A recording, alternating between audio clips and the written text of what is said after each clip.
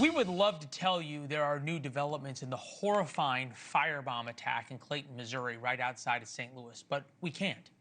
In the middle of the night, someone torched 3 cars belonging to a Jewish family and spray-painted "Death to the IDF" outside their home. They had a son who served in the IDF. The crime is rightfully being investigated as a hate crime, no kidding.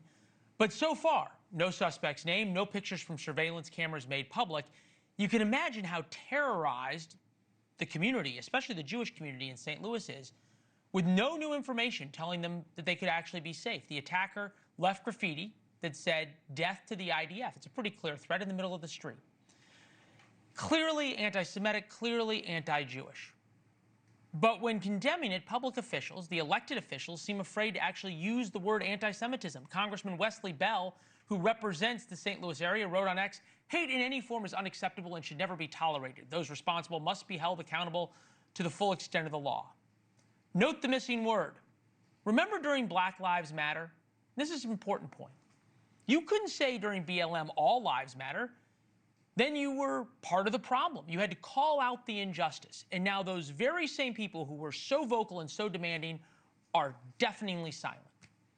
So why is everyone too afraid to say attacks on Jews by the far left needs to stop? It's pretty simple.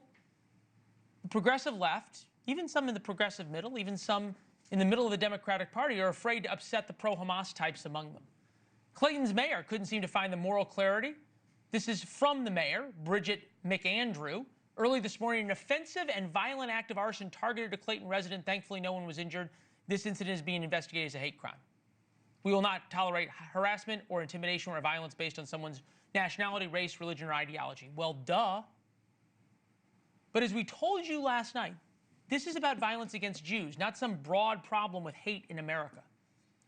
It's no longer shocking that the rise in violence against Jews only receives perfunctory statements. But the fact that it is not shocking makes it all the more alarming.